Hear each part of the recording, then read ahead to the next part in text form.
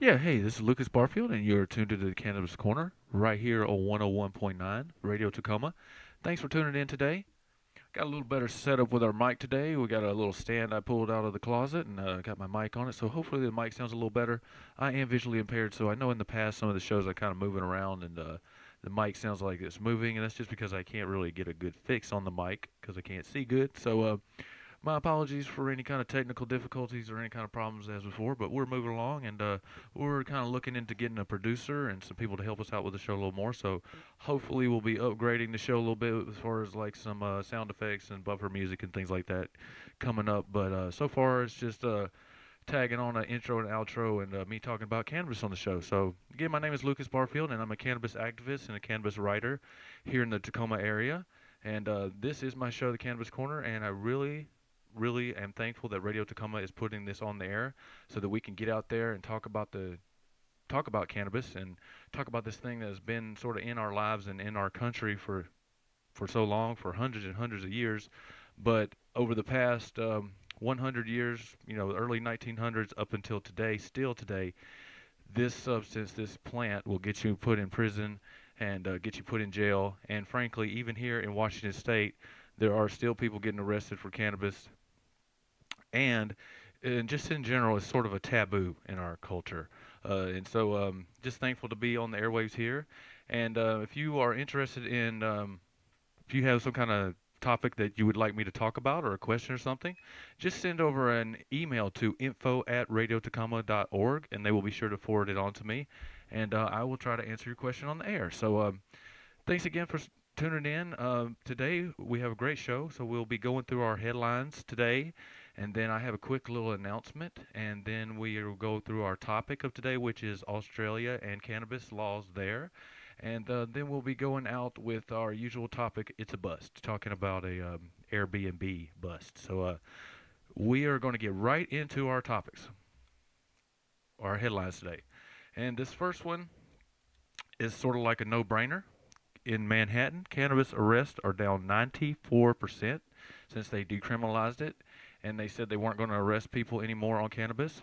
It is down 94%, so the police looks like they are following what they said they were going to do, and that is a really good thing because if you have tuned into the show before, you probably have heard some headlines that New York still was having problems with their cannabis arrest, although they were saying, hey, we're going to decriminalize this. I know they stopped the stop and frisk policy, so, but they were still arresting a lot of people for marijuana. And honestly, and if you look at the headlines, a lot of those people were still minorities. So this is great news in Manhattan that the arrests are down 94%. But we still need to keep an eye on that to make sure that the police aren't continuing to target minorities more when they're arresting people for cannabis. So we'll keep an eye on that. But that's definitely a no-brainer, and it just goes to show that if the government will actually follow through on what they say they're going to do, we can make great policy changes. And the DA, and everyone in Manhattan is behind that. So that's really good news coming out of New York. So next up, our next headline is if you were paying attention, we had an election 2 weeks ago, and a great job to Radio Tacoma for covering that at the Swiss. They had a live broadcast on Radio Night. Hopefully, we'll be seeing more of those coming from Radio Tacoma. So I think you can check out more about that over on our website, radiotacoma.org, and you can check out that event. And there'll probably be some more coming up. So keep an eye out for that. But and I've seen a lot of headlines to the effect that marijuana or cannabis won the election on whatever day it was it November 6th, the 6th last week. So and it basically is the case, and it makes the case that if you look around the country and you look at the policies in general, a lot of times the people that are pro cannabis are the ones winning the elections.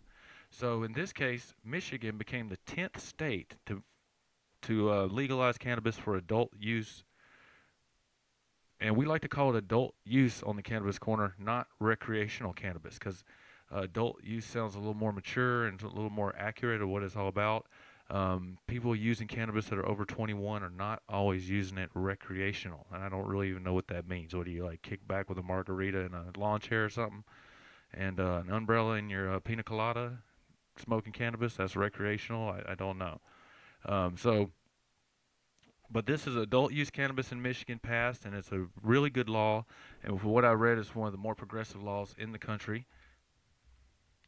And this is good news because Michigan is right in the heartland of the United States. You know, Detroit is there, the auto industry, and it's right there in the Midwest, sort of the beginning of the Midwest. And all those states around there, Illinois, Indiana is questionable, but Ohio, they all look like they're going to be leaning towards legalizing marijuana soon, or cannabis. Iowa too, possibly. Kentucky, in the South, Kentucky is well known for its cannabis, and we hope that they will go on the recreational or the adult use route coming up soon. Look, even I'm saying recreational cannabis, but we're trying to get the terms right, and people in the industry and everybody, we're calling this adult use cannabis. So Michigan, the 10th state, good job, Michigan. And there was a recreational ballot measure in North Dakota. Unfortunately, it did fail, but it looks like it failed because it wasn't quite written. Looked like it was probably hastily written. It didn't have a lot of regulations in there as far as possession limits or anything like that, so the people turned it down. However, North Dakota did legalize medical cannabis 2 years ago, so the cannabis legalization march still is going on. And we are to the point right now that 25% of Americans live in a state with recreational or adult use cannabis. 2/3 of Americans support legalization. So we're really getting close to the tipping point. And this is just goes to show by the next little part of this headline, which is Missouri passed medical cannabis on the election day. And they're going to set up a dispensary system and even be able to grow cannabis in Missouri. And Missouri is not in the deep, deep South, but it is certainly a very conservative place. So this is a sea change for Missouri and the South. First we had Florida, now we have Missouri. Let's see, if I could predict, I'm going to say probably North Carolina or Georgia will be the next ones to do the medical cannabis in the South. So once those start falling in the South, we'll see what happens. It's just going to keep spreading. And then a really curious one going on still from the election is Utah passed medical cannabis. And Utah has sort of been having this medical cannabis battle for a couple years now. They were trying to do a high CBD medical cannabis bill. There was a mother that came out and said that she was trying to get cannabis for her kid but was having to move. So there's been a lot of high profile stuff coming out of Utah on medical cannabis. But as a lot of you know, that Utah is a lot of the LDS church there, Mormons there, and they are very conservative on this type of things. Like they won't even drink coffee or hot tea, so because of the caffeine in it. So they're really strict about substances coming into your body, and so they're really skeptical about this medical cannabis. But the people in Utah did pass a medical cannabis bill, not adult use, but medical cannabis. However, they have it set up in Utah where the legislature can be very activisty when it comes to ballot measures. So they can actually strike down this ballot measure with just a simple majority vote. So they came to a compromise, and the governor is calling a special session to kind of work this out. But I was watching some videos online and reading up on this. There's this guy, Senator Jim DeBacchus. He says that the Reefer Madness folks are basically going to rewrite this bill and totally take away the will of the people. And go check this out. It's on Facebook. And I really have to give my hats off to this guy, Jim DeBacchus. He is a senator, and from what I was listening to, I lived in Utah for a year and actually was in the LDS church there for a while. And he sounds like he is Mormon, so he might not be, but he went down to Las Vegas and he seemed kind of skeptical on this, but he actually took a cannabis gummy and a half of one just to say, because he was saying that the Utah legislature, they're regulating this thing, but nobody in the Utah legislature has even tried it. And you got the Reefer Madness folks talking about so crazy. If you take it, you go crazy and all this stuff. He went down to Las Vegas and bought some gummies and ate a half of one, and then I guess later must have ate the other half. He didn't ever say how much he ate, but he just was like, this is no big deal. And, I would agree with that statement and not agree with that statement at the same time. Cannabis, especially in edibles, you want to eat that and you really want to be safe. if he would have eaten that whole bag of gummies, I would suspect that Mr. Jim Tobacco would be having not saying that it's no big deal. So please be careful out there. I just want to put that out there because Mr. But compared to other substances in our world, alcohol, cigarettes, vape,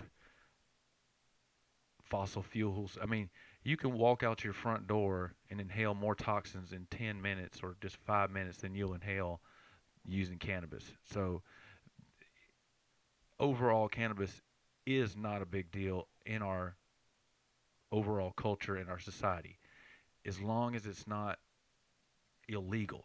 The big problems come from cannabis because it's illegal. Now, I'm getting a little sidetracked here, so let's get back to our headlines. But just kind of wanted to put that out there, and I have to again applaud Mr. Debakis for going out there and checking it out, and so that he would actually know what he's talking about.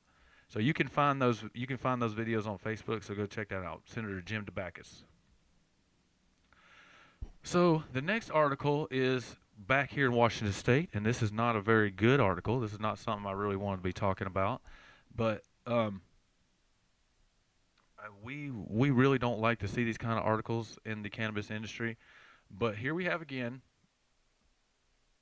and if you tuned into my last news show that I did last couple weeks, you heard that It's a Bust segment came from a place here in Tacoma that was busted. They were not following the regulations and were busted with like thousands and thousands of plants. Well, here again we had another one in Port Angeles area, and they had to do an emergency license suspension for a company called North Coast Extracts. One of the employees was pulled over on November 2nd, or they put the indictment up on November 2nd, but in September, one of the employees was pulled over, and they found 112 grams of traceable cannabis concentrate. So that means the concentrates were in the they'd be in the packages with the serial numbers on them and everything. And then they found, let me make sure I get this right, they found 3 large jars and a large tote of dried cannabis flower that was not traceable in the car too. The only people that can have that much cannabis in the state are medical cannabis patients, and if you are a registered patient, you can have up to 16 ounces or 1 pound of cannabis. Anybody else found with any more than 1 pound of cannabis is going to be illegal. You will be arrested. I believe it's perhaps a misdemeanor, but it might not be. So this guy was clearly out breaking the law. And the story has a Tacoma part to it. The concentrate had been returned to the company a week before from a Tacoma company.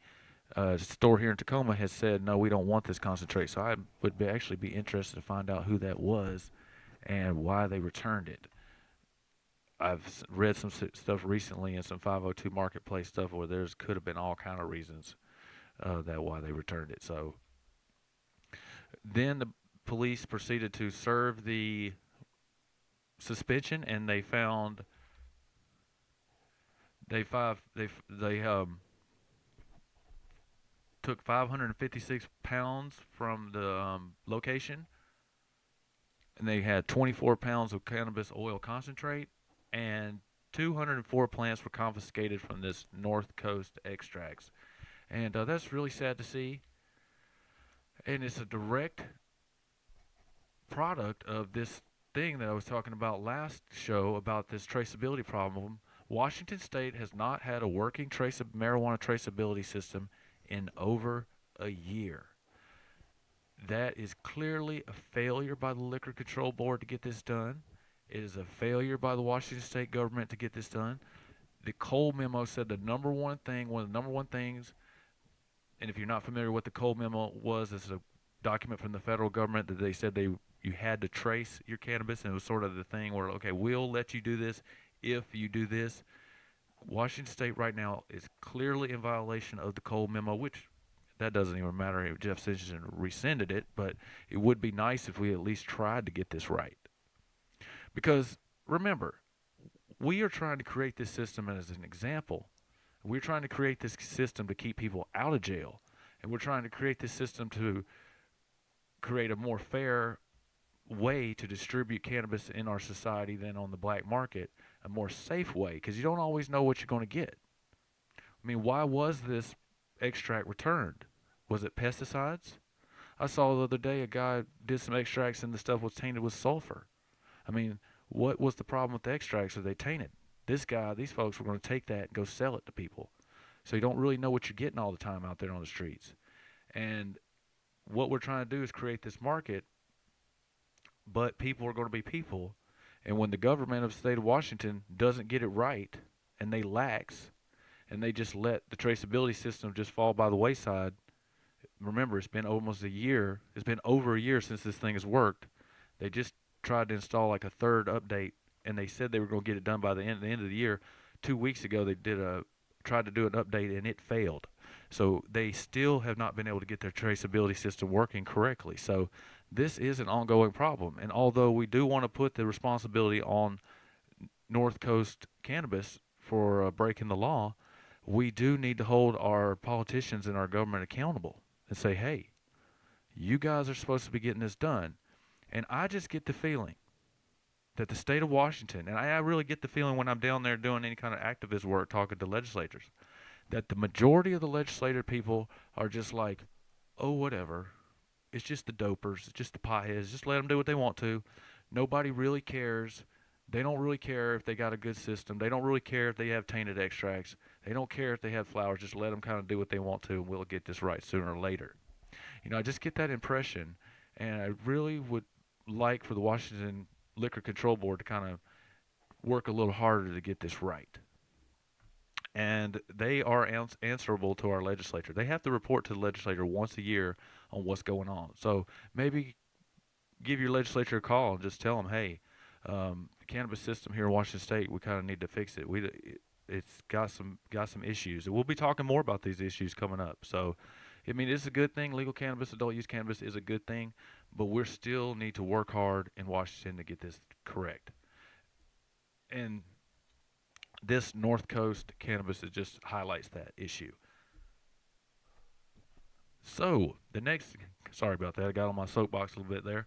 I really kind of get fired up when it comes to cannabis regulation, just because so many people have worked so hard to get this implemented, and so many people are suffering around the country from cannabis prohibition, that we really need to get it right here in Washington to set a good example. So yeah, I do get a little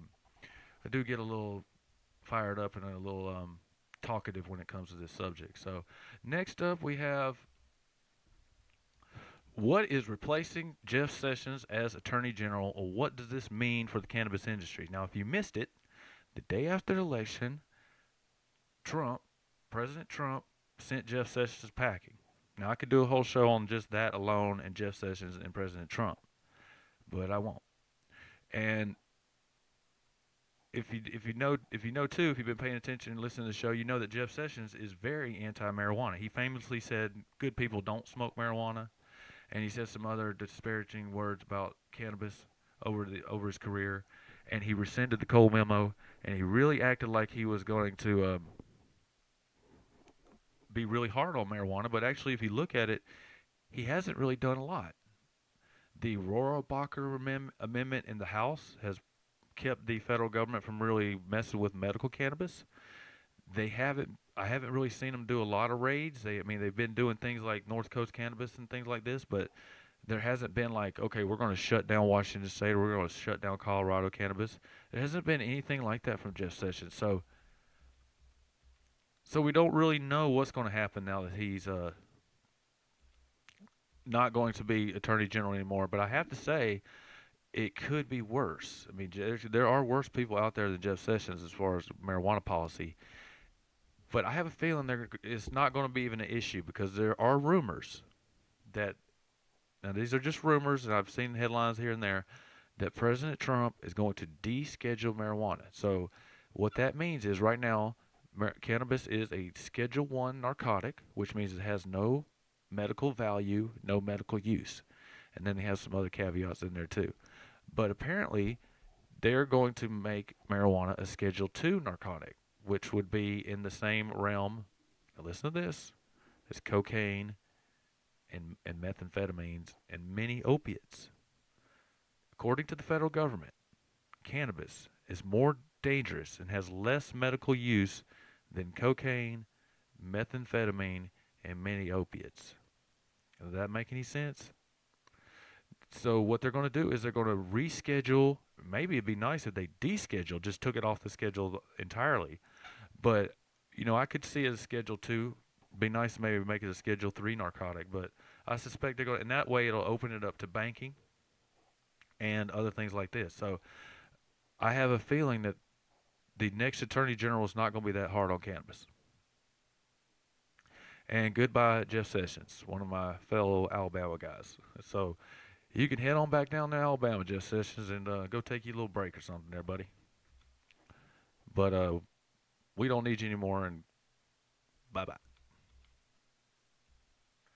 So next up, I have an announcement I'd like to make, and this is something I am doing coming up in January and February, and I just like to put this out there. Is going to be I am a certified teacher, math and science, and I'm going to be teaching a class at Tacoma Community College, a continuing education class at Tacoma Community College on the topic of cannabis. And this is really exciting to me because I can actually get in there and teach. But it's going to be on cannabis. It's going to be a 3-part class. First one is on the history. Second part will be on the plant itself, all the parts and the terpenes and the cannabinoids and everything. And the third part will be in Tacoma will be on the industry. And the third part over in Gig Harbor, this will be at both campuses, Gig Harbor and Tacoma campus. And the third one will be in Gig Harbor on medical cannabis. So this is something really exciting coming that I'm really happy to be doing. So I'm putting together the PowerPoints and everything right now. So check that out. Into January, beginning of February, continuing education class on cannabis at Tacoma Community College. So really excited. I'd really like to see more courses like this around the country as far as cannabis goes. Maybe start rolling out some cannabis bachelors of sciences and things like that. So really excited about that. So check it out over at Tacoma Community College. So next up, we are going to do our topic. And this week's topic is on cannabis in Australia. And yes, I am not going to do my Australia impersonation. Even though I really like that scene in Crocodile Dundee where the guy pulls out the knife and said, "No, this is a knife." You see, I didn't even do my Australian impersonation. I was really tempted, but I didn't. So in Australia, way over there in the Pacific Ocean, in the southern hemisphere, just picture in your head, as I go through this story, I want you to picture in your head how far away Australia actually is from the United States. And then you'll kind of see towards the end why, how this is kind of interesting, and how far it is away from Europe, too. It is really far. So in Australia, like a lot of places in the world, cannabis was used as medicine, and it was probably brought there. I don't really know this part of the history, but I'm guessing it was probably brought there by Africans in the slave trade or something similar, or maybe the Spanish. But in the 1800s, it was used as medicine, and it was used as in all parts of medicine as a painkiller and a relaxant, and they even used it in uterine hemorrhages. So they used cannabis for a lot of different reasons in the 1800s and even prior to that. But towards the end of the 1800s, it began to lose favor all over the world. This is you can come to my class and check that out and see why. But it began to lose favor, and in the 1900s, just like here in the United States, cannabis in Australia started to become illegal. And this all stemmed from the Geneva Convention of 1925, and then prior to that, there was a Geneva Convention. I think it was called the Geneva Convention, but it might have been called something else in 1905, where they first started taking a look at cannabis and saying, what's going on with this? Because there was some problems being caused, what they called Indian hemp. So in 1925, they had the Geneva Convention. They basically said they wanted to start treating Indian hemp or cannabis like opium. And by 1938, Australia had a full-on Reefer Madness campaign. And Reefer Madness was basically this campaign where they put out this movie and put out all this propaganda on how cannabis would cause you to kill people. There's a lot of racial undertones to all this, and a lot of the jazz musicians are going to come take your white women kind of stuff going on. So this also went on in Australia. And then, they started making it illegal all around the country, and then they made it federally legal. But just like here in the United States, this backfired.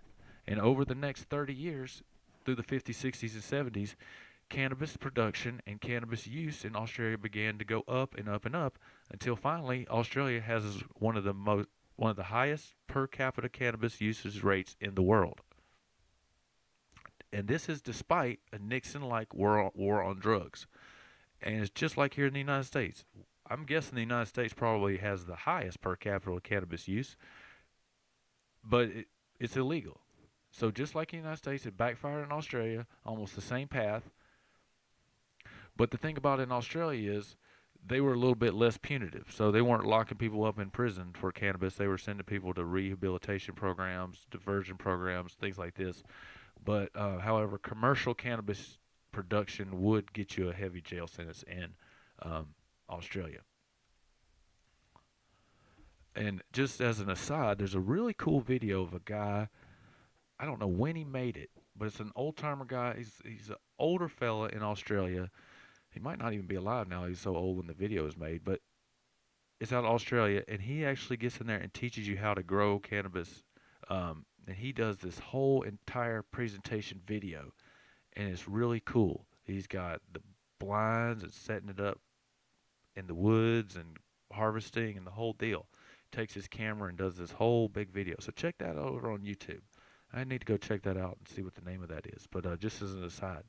So by 1994, the Australians were getting a little tired of this Richard Nixon style war on drugs, and they had this National Cannabis Task Force, and they said that cannabis was more dangerous being illegal than it would be legal. So, like I was talking about earlier, really the harm comes with cannabis is when it's illegal, because you have to find it and you have to search. You waste a lot of time, and you get put in jail, and you have to. It's this whole underground kind of thing. It's really hard to explain, but having lived in a place like Alabama where it's prohibited and you can get put in jail, it's almost a psychological kind of thing going on, where you're like, it just really wears on you because you are actually kind of having to work part of your life underground, because if you don't, you get put in prison. So a lot of that was going on in Australia, and they were saying enough. Now, that was 1994. They said, hey, let's legalize it. But it took them 22 years until 2016 until they finally legalized medical cannabis in Australia. And just like here in the United States, different places in the country are taking it on a little more than others. Some parts are more conservative, some parts are more progressive. So there's a patchwork of cannabis laws in Australia. But one of the great things they've done is they passed a law. They passed a law that they can export medical cannabis around the world, and they join countries like Canada and Switzerland, and coming up Colombia, who says they're going to export cannabis. And this is one of the places where the United States is going to fall behind on this topic, because when you have a country as big as Australia, and think about how much sun Australia gets putting out cannabis around the world, they're going to beat us on this export thing. And so this is really a big deal for cannabis around the world, because they're going to start exporting medical cannabis to different countries. So that is a big deal. And so right now in Australia, you can get a medical cannabis license to grow, just like here in the United States. But to get in business is very rigorous. You have to have like a background check. You have to get a background check on like all your friends, and it's even more rigorous than here. You have to get a background check on all your friends and all your acquaintances, your entire family. They have things where you have to do show all your financial records, just like here in the United States. So it is possible to get a business license in Australia to grow or process, but it's very difficult. So Australia is leading the way in cannabis policy in the United States. The United States has a lot of states with cannabis, legal medical cannabis, but on the federal level, like we were talking earlier, cannabis is still a Schedule 1 narcotic, and is still illegal, medical or adult use. So that's our topic for today, Australia cannabis. For more information on that, check it out over at Cannabis Training University. I have an article I wrote on Australia cannabis, so check that out. So we are going to leave here in a minute. We're going to get out of here. And this week's, we're going to get into our It's a Bus topic. So this takes place in D.C., and a guy used an Airbnb type setup to run a cannabis distribution ring in Washington, D.C. Now, I say type setup, but he was actually using Airbnb sites. So it sounds like to me what he would do is he would go and rent an Airbnb place, like set up in a neighborhood, and then do cannabis deliveries, and people will come by and buy cannabis from that site. Once the police started paying attention to it or it got a little too much, he would stop that one and go to a new Airbnb site and do it that way. And he was going all around the country, all around the area there in D.C. And they ended up finding 80 pounds of cannabis. They had several drivers working for him. There was 80,000 to 100,000 worth of dollars, 80,000 to $100,000 worth of business every month. So they're doing a lot of business there. It was using a website online to do the cannabis deliveries. And this is just another example with the government dropping the ball. And to be more precise, the Republican Party dropping the ball. They have been in charge of the United States Congress, which through a weird thing in the United States actually writes the laws for Washington, D.C. or approves their laws. And they have not regulated cannabis in Washington, D.C., despite D.C. legalizing it first for medical and then first now for recreational use. So D.C. truly is the wild, wild west of cannabis right now. And so this guy is just taking the opportunity and for the void field with no regulations. If they had the regulations there would be far less of this. So again, just another example. The government needs to step up and do its responsibility and regulate cannabis like the people in Washington, D.C. wanted to do. So thank you so much for tuning in. My name is Lukas Barfield. If you'd like to follow what I'm doing on the topic of cannabis, you can check me out Facebook and Twitter, wherever you want to look, at MJ is Medicine. And goodbye. Thanks so much for tuning in. Bye bye.